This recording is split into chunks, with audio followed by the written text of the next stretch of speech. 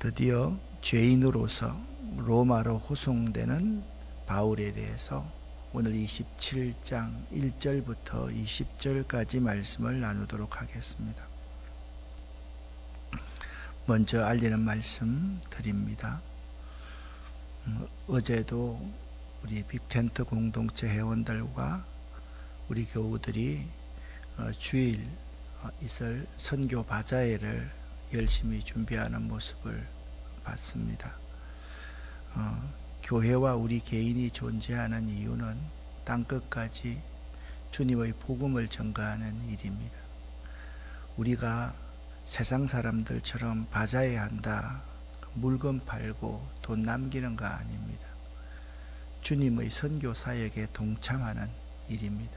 그렇기 때문에 이런 우리의 선한 행위는 마치 마리아가 향유를 옥합을 깨뜨려 향유를 부어드리는 것과 똑같은 겁니다. 그런데 한 가지 걱정되는 일이 있습니다. 우리가 아무리 준비해도 우리 교인들만 가지고 이 많은 물품들을 소화할 수가 없습니다. 이번 주일날 여러분들 한 분 한 분들이 주변에 있는 분들에게 어제 물건들을 제가 한번 보니까 물건들이 너무 다 좋아요.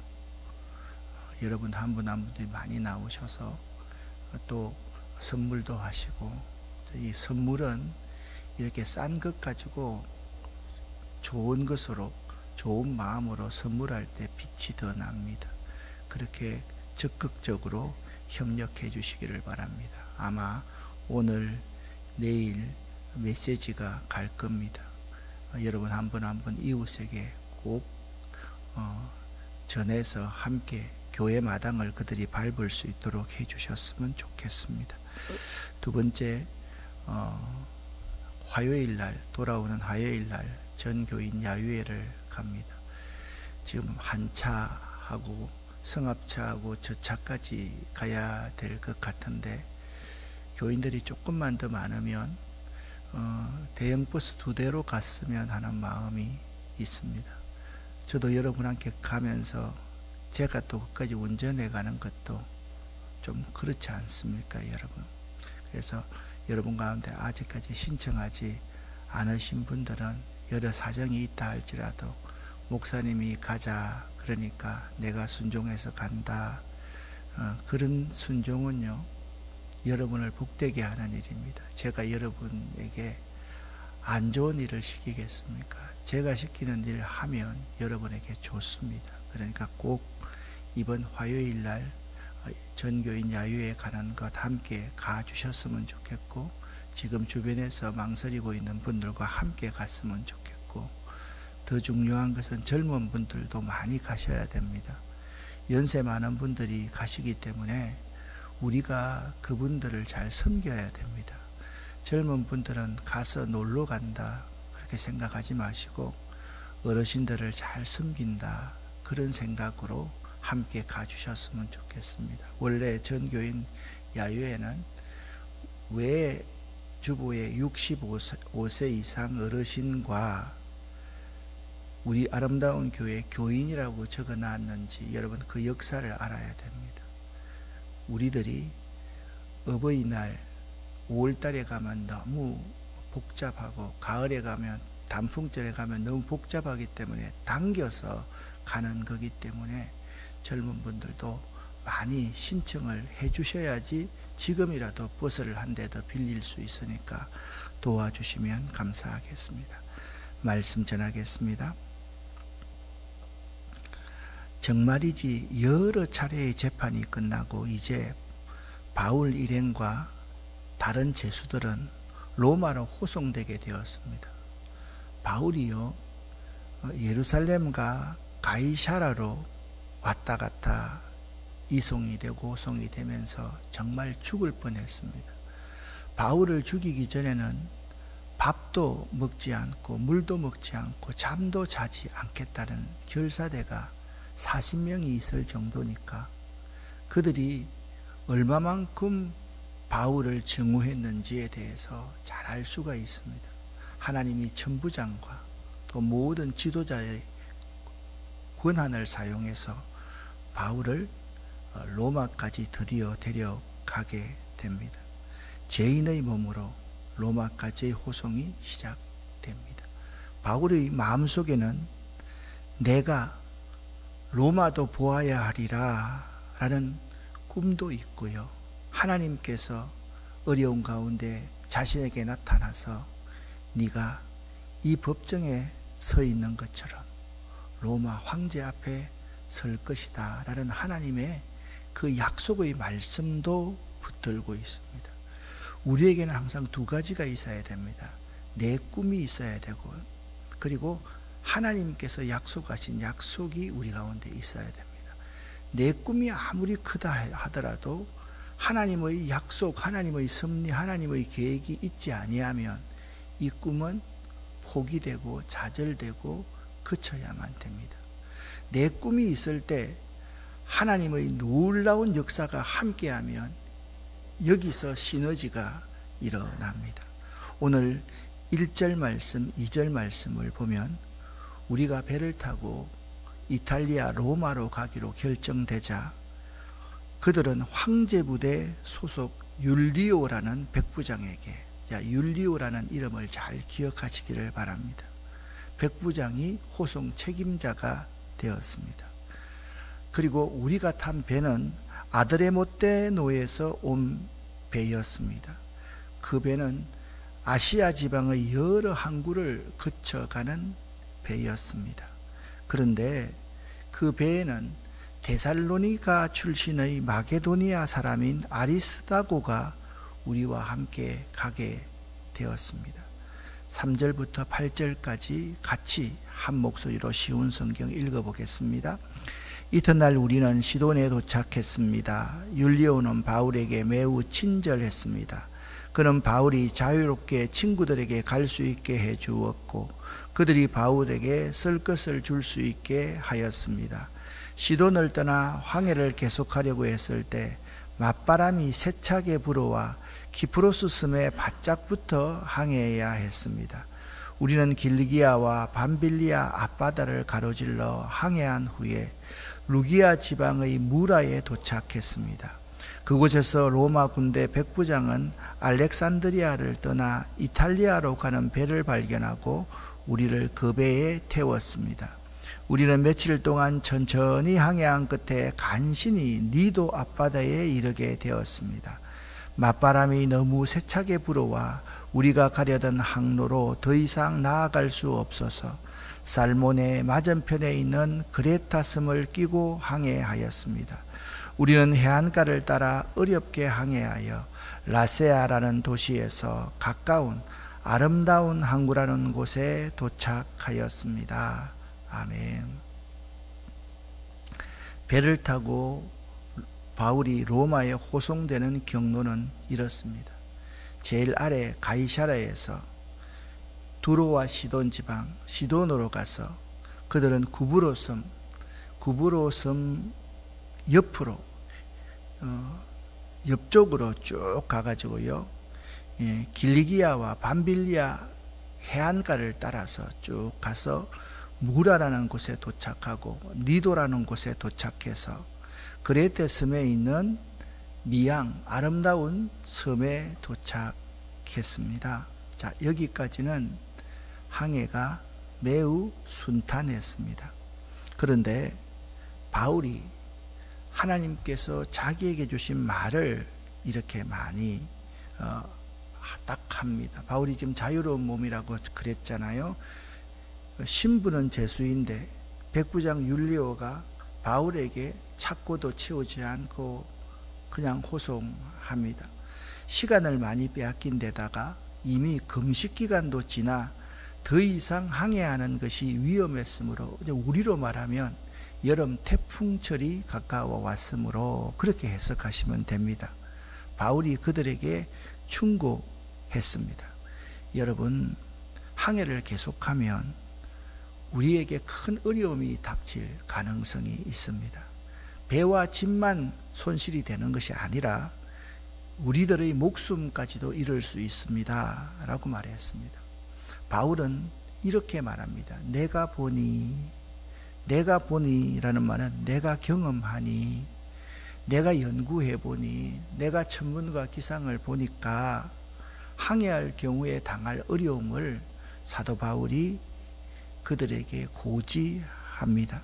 그는요, 이전에 3차례의 선교 여행을 통해서 지중해 항해에 대한 지식을 어느 정도 가지고 있는 사람이었습니다.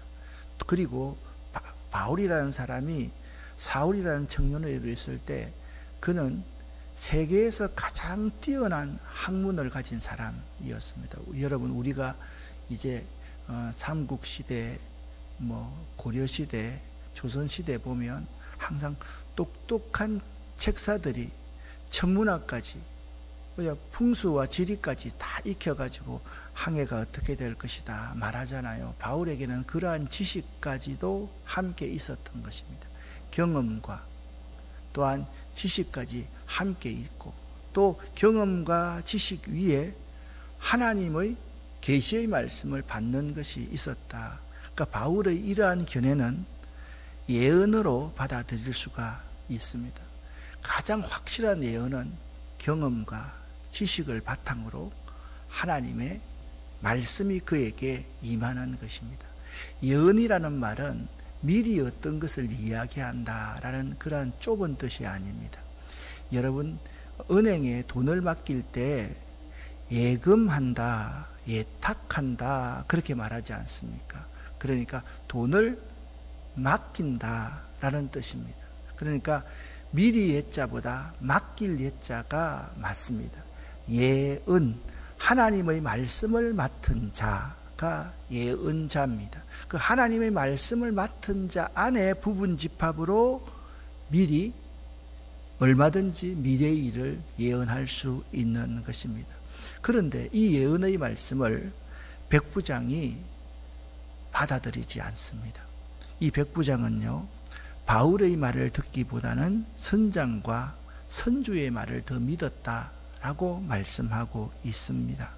그가 그들의 말을 더 중요하게 여긴 것은 어떻게 보면 당연한지 모르겠습니다. 그들이 항해에 대해서는 많은 전문적인 경험과 지식이 있었을 것으로 여겼기 때문일 것입니다. 근데 여러분, 여기서 이제 한 가지 이상합니다. 왜 선주가 배에 타고 있는가? 그 시대는 배들이 그렇게 크지 않았기 때문에 선주가 반드시 그게 타고 있습니다. 그리고 선주가 선장을 고용해서 가는 거기 때문에 선주도 항해에 대해서 대단한 지식을 가지고 있는 사람이다 라고 생각하시면 됩니다. 어떻게 보면 선장을 통해서 돈을 벌어서 선주 역할을 하고 있는 사람인지도 모릅니다. 그런데 미항, 아름다운 항구, 그 미항은요, 겨울을 보내기에는 적당하지 못한 항구였기 때문에 사람들은 대부분 그곳을 떠나 베닉스에 가서 겨울을 보내고 싶어 했습니다. 여러분, 사람들이 베닉스에서 겨울을 보내고 싶다, 이거는 상식입니다. 미항보다는 베닉스가 더 나았습니다. 항상 우리들이 하나님 말씀을 딱 대하면요, 이런 경우가 참 많습니다. 하나님 말씀보다는 세상의 지식과 경험이 훨씬 더 나은 것 같은데 라고 생각이 들 때가 많이 있습니다. 일반적인 사람들도 그 미항이 겨울을 지나기에 불편한 점을 들어서 베닉스에 가서 겨울을 보내기를 원했습니다. 바로 여기부터 문제가 생기는 것입니다. 하나님의 말씀을 전하는 바울의 말보다 선장과 선주의 말을 듣고 일반적인 사람들의 상식을 따라가니까 여기에서 이제 무슨 일이 일어날 것 같습니다. 그러니까 여러분, 소설이나 드라마로 보면 여기 복선이 깔려 있는 겁니다. 바울의 말보다 선장과 선주의 말을 더 믿었더라. 사랑하는 여러분, 우리는 때때로 세상적인 지식을 하나님 말씀보다 더 중히 여기기도 합니다. 여러분의 경험 더 중히 여기기도 합니다. 그러나 오늘 말씀을 통해서 분명히 알 수 있는 것은, 우리 믿는 사람들에게 가장 중요한 것은 하나님의 말씀이라는 것입니다. 할렐루야. 하나님의 말씀은 잠언 1장 7절에 보면 모든 지혜와 지식의 기본입니다. 하나님의 말씀이 모든 지혜와 지식의 기본이다. 이것은 믿는 사람들에게 불문율과 같은 프라이어리티 넘버 원이 되어야 될 말씀입니다. 하나님의 말씀이 모든 지혜와 지식의 기본이다. 믿는 사람에게 이것 빼면 뭐가 남아있겠습니까? 믿는 사람이 하나님 말씀보다 자기의 경험과 자기의 지식을 의지하면 그 사람이 믿는 사람이라고 말할 수 있겠습니까? 그렇지 않지 않겠습니까? 하나님의 말씀은 모든 지혜와 지식의 근본이다, 기본이다. 꼭 명심할 수 있기를 예수 이름으로 간절히 축원합니다. 여러분이 어떤 결정을 할 때 참 중요하게 생각해야 될 이 한 가지, 자녀를 가르칠 때 참 중요하게 생각해야 될 한 가지, 얘야, 엄마 생각에는 말이야, 미항에서 그냥 떠나서 베닉스로 가는 것이 훨씬 더 좋은 것 같아. 너 있잖아, 좋은데 유학 가서 가는 게 더 나은 것 같아. 근데 하나님께서 나에게 원하시는 것은 너랑 내가 하나님 잘 믿는 여기서 있는 것이 훨씬 더 좋은 것 같거든. 왜냐하면 믿음이 가장 중요하기 때문이야. 하나님이 가장 중요하기 때문이야. 그렇게 자녀들에게 가르칠 수 있어야만 됩니다. 사람들은요, 분명히 더 위험한데 더 편한 곳을 원합니다. 이것이 어리석은 사람입니다. 더 편안한 곳을 원하여 미항을 떠나 베닉스로 갔던 그들은 풍랑의 위험을 당하고 맙니다. 성도는 현재의 처지에 만족할 줄 알아야만 됩니다. 백부장의 잘못된 판단이 어려움에 처하게 했습니다. 백부장이 그 아들의 못된 배에서 이탈리아로 가는 배를 갈아타고서 갔을 때 멈추라 그러면 멈추어야 되는데, 여러분, 사람이 자연의 섭리를 이길 수가 있습니까? 사람이 산을 정복할 수가 있습니까? 사람이 자연을 정복할 수가 있습니까? 천만의 말씀입니다. 여러분, 농사를 지어보고요, 짐승을 키워보고요, 환경운동을 하면요, 우리는 자연 앞에서 극히 미미한 존재라는 사실을 알아야만 합니다. 사람들이 무심코 버린 그 불씨 하나 때문에 수없는 자연들이 아파서 신음하고 있고, 우리 인간은 그 앞에서 무기력하게 볼 수밖에 없는 것이 우리들의 모습입니다. 히말라야 산이 누구를 정복했다라고 이름은 나와 있지만 그 산에는 무수하게 많은 사람, 정복한 사람의 1000명, 10,000명 이상이 그 얼음 속에, 차가운 얼음 속에 묻혀 있다는 사실을 기억할 수 있어야만 됩니다. 하나님의 말씀보다 선장과 선조의 말, 우리의 경험과 우리의 지식을 더 믿으면 이러한 일을 당하게 됩니다. 그런데 항상 먼저는 이렇습니다. 마침, 이 마침이라는 말이 굉장히 중요합니다. 우리가 내 생각과 내 계획과 일치될 때 여러분 이렇게 허벅지를 탁 치지 않습니까? 요나의 이야기도 그런 말이 있습니다. 요나가 하나님의 낯을 피하여서 다니스로 피할 때 마침 그곳에 배가 정박되어 있었습니다. 그렇지, 그러면 그렇지, 내 계획이 맞지.